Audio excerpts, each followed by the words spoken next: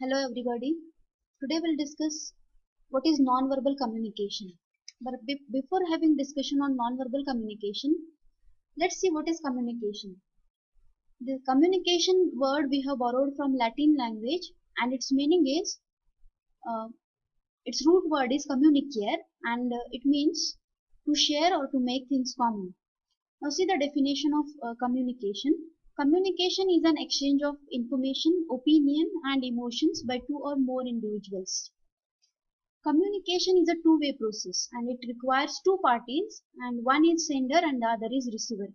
No doubt there are other elements also such as feedback, channel, medium, message, idea, encoding, decoding, and now we'll see what are the levels of communication. Now four levels of communications are there. First is extrapersonal communication, intrapersonal communication, interpersonal communication, and mass communication.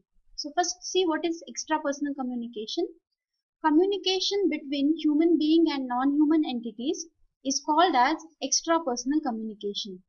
So when you communicate with your pet such as dog, cats or any other animal, this communication is extrapersonal communication. Now what is the intrapersonal communication? Intrapersonal communication is when you communicate within yourself, that is intrapersonal communication.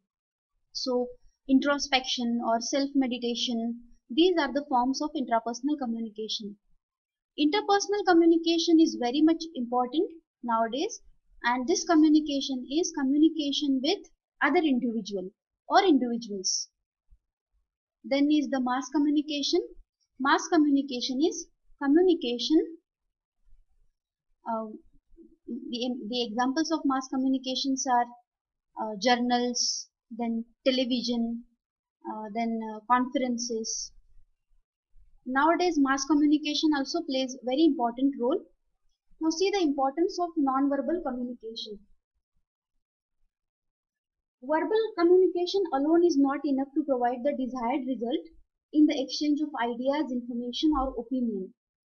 So every part of the human body conveys a message either voluntarily or involuntarily.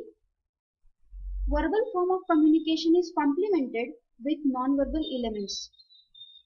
So if I say that can we just communicate with words, then the answer will be no, because with the words we can communicate only with 7%.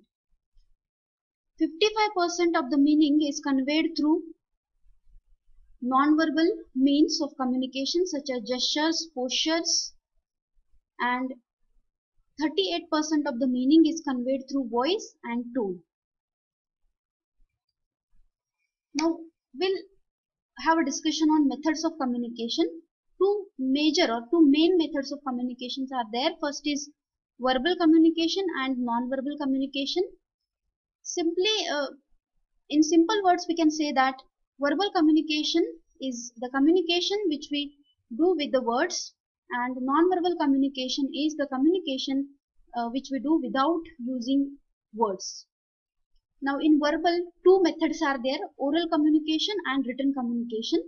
The communication which takes place orally is oral communication, and uh, examples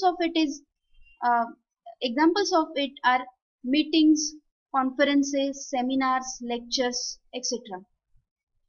Now written communication, the communication which takes place in written, this is written communication. Letters, reports, news, papers, memos, books, these are the examples of this type of communication. Now let's turn towards non-verbal communication. Eye contact, facial expressions, head movements, gestures, postures, proxemics and haptics. These are the forms of non-verbal communication. The eyes play a very crucial role in face-to-face communication. Maintaining eye-to-eye contact imparts ease and effectiveness in the exchange of ideas, emotions and information. In oral communication, eye contact is the key for the speaker to grab the attention of the listener. When anybody makes direct eye contact with the audience, it reflects the confidence of the person. It also shows that the person is very much prepared for the conversation or for the meeting or for any purpose. If the person or any individual is not maintaining eye contact, it shows the shyness of the person or insincerity or dishonesty. When you speak or listen, your eyes function as a facilitators of communication, and it is very powerful device to assure the listener's attention and concentration. Proper eye contact also encourage and appreciate and with motivate a speaker, and even when you make eye contact with the audience, it shows and it means your audience also feel that they are the part of the communicative situation or whatever the task is going on. Now the next is facial expressions. So face is considered as an index of the mind. So it is said that face never lie. So whatever uh, thoughts, whatever feelings are there in your mind, your face reflects those feelings. Expressions on the face are second to those of the eyes in communication. Generally, facial expressions convey various states of mind. As I told, it reflects pleasure, sadness, boredom, anger, or aggression.